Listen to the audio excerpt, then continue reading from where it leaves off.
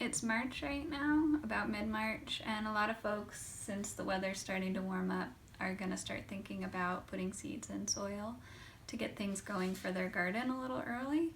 So I'm just going to cover the basics of what you're going to need if you want to go ahead and try and start some plants inside. So let's see here, what do you need? Okay. So I've got my setup over here. I started all of these about a week ago. And it's a pretty low cost setup. If this is your first time doing this, you should not go out and buy a ton of really expensive stuff. So I just have, this is a tray underneath that doesn't have holes in it. And it's durable. It's a really heavy duty plastic, not one of the really flimsy ones, because I have a heating mat under here, and it's like a heating mat that you would use for like your back if you were having some aches and pains. And it's not waterproof. So this is not me suggesting that you do that, because there is a certain amount of danger in using something that is that's not waterproof for your plants, fire danger wise, but that is what I'm currently doing. They have heating mats you can get pretty inexpensively at places like Home Depot and stuff also. You're gonna need clean pots. You can recycle pots. I've known people who use yogurt containers and things. You just have to get decent sized holes in the bottoms of them. So you're gonna need a good soil, a good starting medium, and I would not suggest anything with fertilizer in it. When you go to buy something for a seed starting mix, it should say on it seedling mix specifically, because if you start with something that has compost in it or doesn't have really good drainage, then your plants are going to get fungal infections most likely. And if you're you're looking at putting in roughly 2 months of work on these, and you don't want to be running into issues like that. So we also have a light. So this is specifically a grow light. These are pretty inexpensive. If you are trying to just grow these in your windowsill, you're gonna need a south facing window. You can try and do it on an east or west facing window, but they need roughly 10 to 16 hours of good direct light. So if you're trying to do it in a lower light area, they're going to get really leggy, and for a lot of the plants that you're growing, that's going to cause a lot of long-term problems. So if you don't have a bright enough space to do this, then it's definitely worth investing in just a simple grow light. There are ones that are of higher quality as well, but at least your first go around, you might want to see if this is something that you even want to do on an annual basis.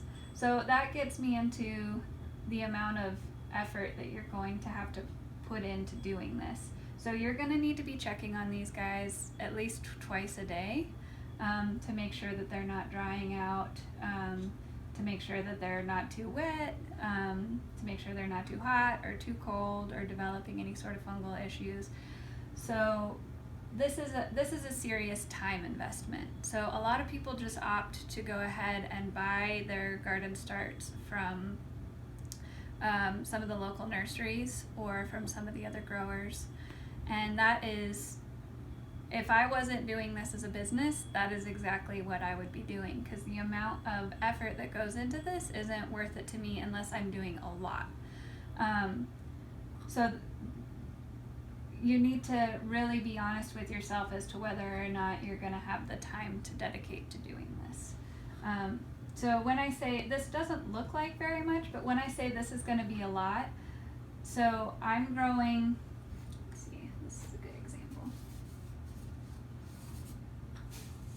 These are Rutgers tomato starts that I just started recently, and obviously I'm not going to let all of those get full size in this tiny little pot together. So I'll wait until they're probably about yay tall, and then I'm going to be transplanting these out of here, and I'll probably have 20 of them or more in each one of these pots, and that'll go ahead and fill a pretty good size flat. So each one of these is going to probably be at minimum the equivalent of 4 individually potted plants once I transplant things out.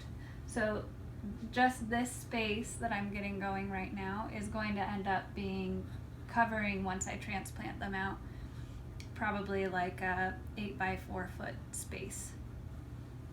So I also have to keep in mind that by the time that they need to be expanded that much, I need to have a large enough, warm enough, light enough space in order to do that. So keep that in mind as well. When you're talking about the varieties that you're selecting, some plant varieties, this is totally unnecessary, even here in Flagstaff where we have a really short growing season.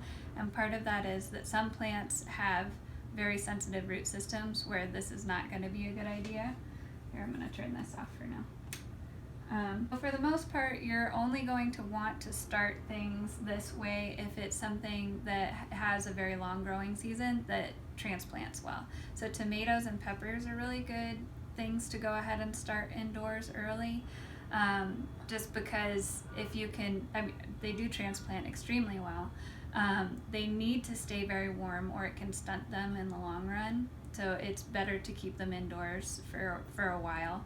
And they also, you know, if you have, most tomatoes aren't going to produce before 70 days, similar with peppers. And if we have 100-day growing season, which is kind of generous for most of Flagstaff, you're only going to have 30 days of actual production at the end of the season. And you really want to have probably at least 2 months of good production, or it's not really worth it to be growing whatever that crop is. So I'm growing here mostly herbs, some greens, things in the nightshade family that'll transplant really well. Some of these things are only going to need about 6 to 8 weeks until they're large enough to go in the ground. Others are going to do better with more like 8 to 12.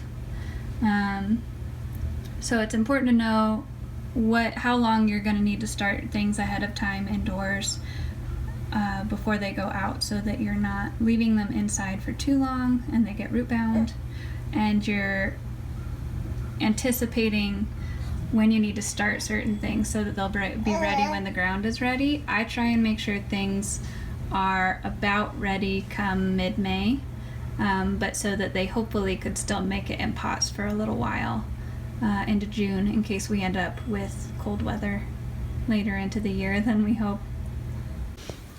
And lastly, it is important to remember, because these LED lights are not very good for your eyes, if you're going to have this in a place where there's going to be a lot of people, make sure to put it up somewhere high so kids and animals aren't getting into it.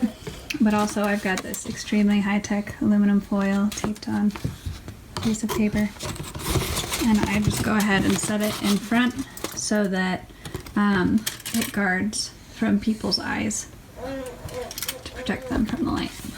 This is what it looks like when it's all going. Very simple.